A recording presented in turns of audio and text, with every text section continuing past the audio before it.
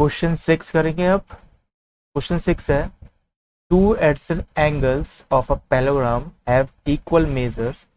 Find the measure of each of the angles of the parallelogram. यानी आपके पास एक पैराग्राम है, ये आपके पास एक पैराग्राम है जिसके दो एडजेसेंट एंगल्स क्या हैं, बराबर हैं, इक्वल मेजर के हैं, यानी दोनों एंगल क्या हैं, बराबर हैं।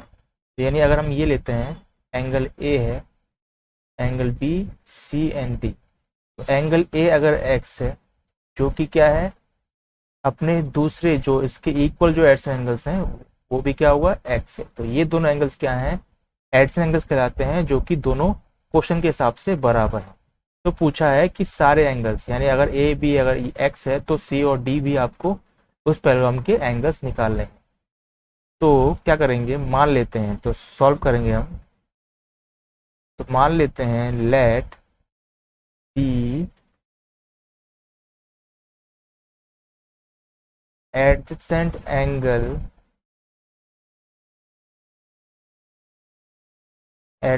एंगल्स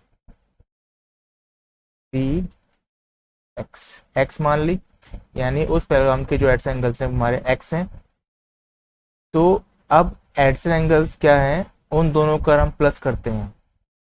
तो हमें ये मालूम है कि अगर दो एडजेसेंट एंगल्स प्लस होते हैं तो उनका जो सम आता है वो 180 के बराबर है।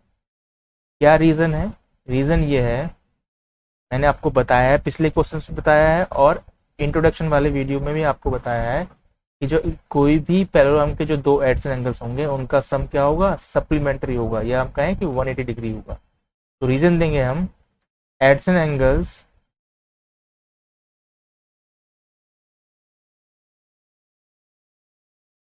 इन पैराग्राम इज सप्लीमेंट्री। ठीक है, सप्लीमेंट्री होता है, यानी 180 डिग्री उन दोनों का सम होता है। एक्स प्लस एक्स यानी 2x हो गया, 2x is equal to 180 degree. x की वैल्यू निकालनी है तो हम 2 को क्या करेंगे, डिवाइड में देंगे, क्योंकि x से 2 क्या है, मल्टीप्लाई हो रहा है, 2 में जाएगा। 2 से डिवाइड करने पे जो आगे वैल्यू आपकी 90 डिग्री आएगी। तो x की वैल्यू क्या हुई, 90 डिग्री हुई। अब एंगल ए और एंगल बी आपने क्या माना था, x माना था, तो एंगल ए और एंगल बी कितना हो गया, x हो गया। तो अब यहां लिखेंगे हेंस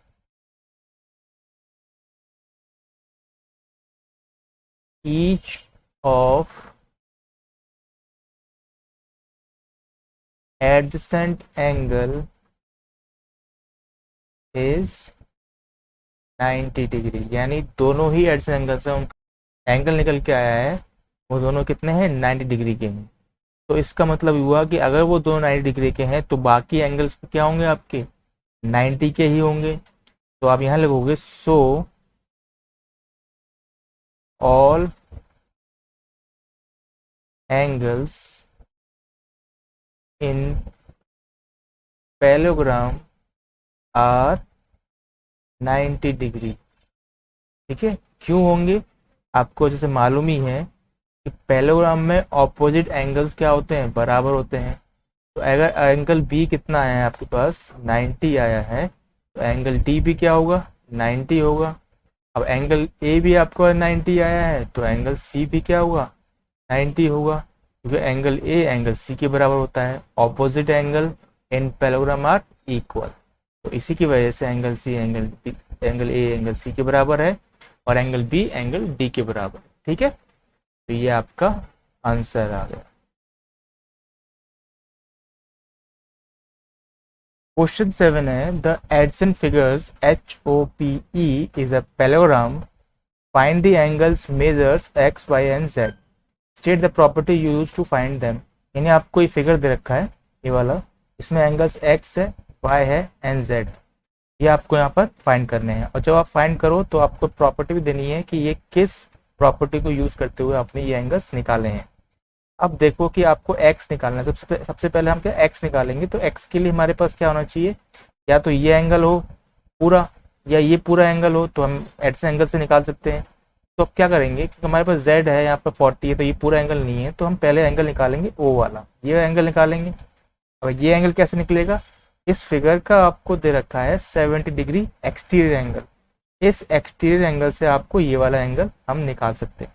कैसे निकालेंगे? ये आपके पास एक स्ट्रेट लाइन है और एक ये लाइन जो कि इसके ऊपर खड़ी हुई है यानी स्टैंड है। तो आपको मैंने बताया लीनियर पेयर से क्या होता है कि इन पूरे स्ट्रेट एंगल का जो पूरा जो सम होता है वो 180 डिग्री होता है। अगर ये वाला आपका 70 है तो ये वाला कितना हो जाएगा? 180 माइनस 70। ठीक है, तो हम मान लेते हैं कि एंगल एच ओ पी जो है, एंगल एच ओ पी वो आपको यहाँ पर फाइंड करना है। तो कैसे करेंगे? तो आपको सबसे पहले क्या करना है,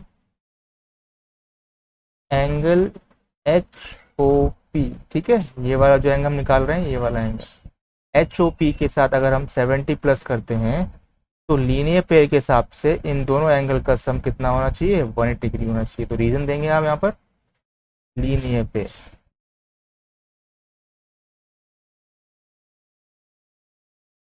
ठीक, एंगल एच ओ पी निकालना है तो 180 में से आप माइनस करोगे 70 डिग्री को, 180 माइनस 70 कितना आया एंगल आपके पास? 110 डिग्री।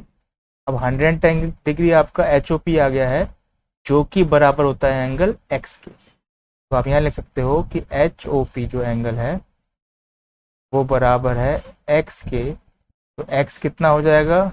110 डिग्री का। एच ओ एस कितना हो गया? 110 डिग्री का। तो एक्स कितना हो जाएगा? 110 डिग्री का। तो यहाँ आपको रीजन देना पड़ेगा। तो एक्स तो हमने निकाल लिया। ठीक है, अब रीजन क्या देंगे आप यहाँ पर? क्या आप दोगे कि opposite angles in parallelogram are equal. ठीक है, opposite angles in parallelogram are equal, ये रीजन हो गया। एक्स फाइंड हो गया। अब आपको यहाँ क्या निकालना है? वाई निकालना है। तो वाई निकालने के लिए आप देखोगे कि जो वाई एंगल है यानी ये एंगल है 40 के ऑल्टरनेट में है, यानी 40 डिग्री के ऑल्टरनेट में है वाई एंगल। ये अगर हमारे पास ये जो लाइन है ये वाली और ये जो लाइन है वो क्या है? पैरेलल है। और इसे हम मानते हैं कि ये ट्रांसवर्सल है। जो एच पी लाइन है वो ट्रांसवर्सल है। तो एंगल वाई एंगल 40 के बराबर होगा। तो आप यहाँ पर क्या लिखेंगे कि angle P H E, P H E angle कौन सा हुआ? ये वाला पी एच ई जो कि 40 डिग्री वाला जो एंगल है वो बराबर है एंगल एच पी ओ के।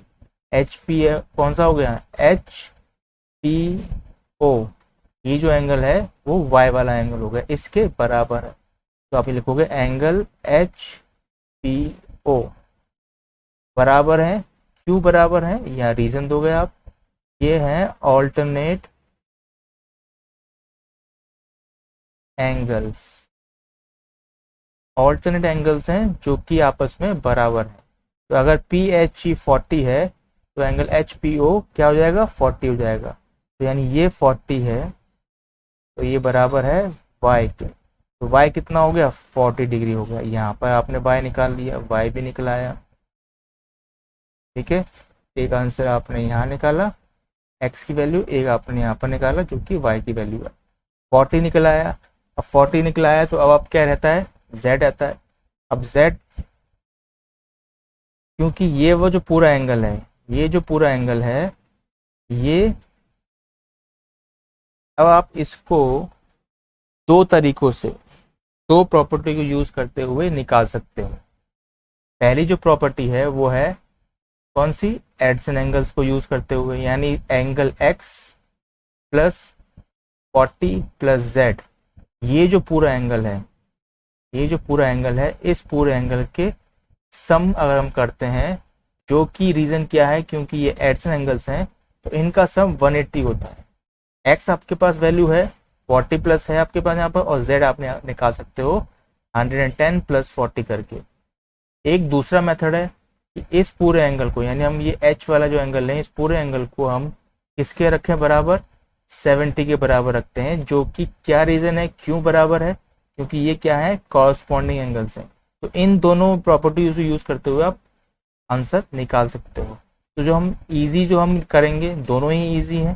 तो जो मैं करने वाला हूँ वो कॉरस्पॉन्डिंग एंगल के हिसाब से करूँगा, क्योंकि ये जो एंगल है ये वाला, वो एंगल उस पैरेललोग्राम का जो एक्सट्रीम एंगल है उसके बराबर होगा, जो कि क्या है, कौन से प्रॉपर्टी यूज करते हुए निकालते हैं, कॉरस्पॉन्डिंग एंगल्स के यूज करते हैं। तो आप यहाँ ये लिख सकते हो कि एंगल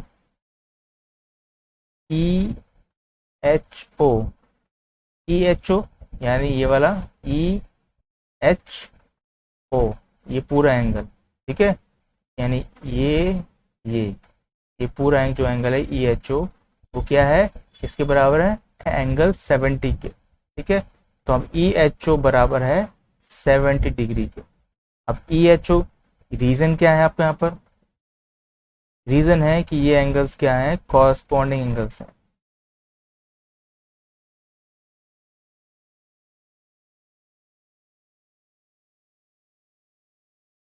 आपको मालूम ही है कॉरस्पॉन्डिंग एंगल कौन से होते हैं, कि अगर दो पैरेलल लाइंस हैं और इन लाइन को अगर एक ट्रांसवर्स इंटरसेक्ट कर रही है, एक एंगल जो बाहर का है वो, और एक अंदर की तरफ, यानी एक ही साइड में एक अंदर की तरफ और एक बाहर की तरफ जो एंगल होगा, उसे हम कहते हैं, जो कि बराबर होते हैं, उसे कहते हैं हम कॉरस्पॉन्डिंग एंगल।